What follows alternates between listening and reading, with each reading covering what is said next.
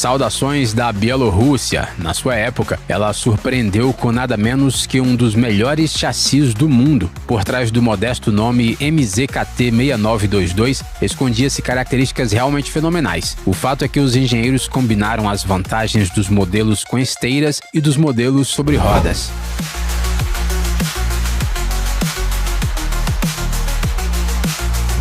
Além disso, para esse chassi com rodas foi desenvolvida uma suspensão hidropneumática independente única. O resultado? O MZKT-6922 permite ajustar a altura livre do solo, atravessa vals com profundidade de até 1,2 metro e está pronto para operar em qualquer tipo de terreno. Tudo isso se soma a um consumo de combustível menor do que o de equivalentes sobre esteiras. Com um tanque de 730 litros, o chassi sobre rodas percorre até 1.000 quilômetros.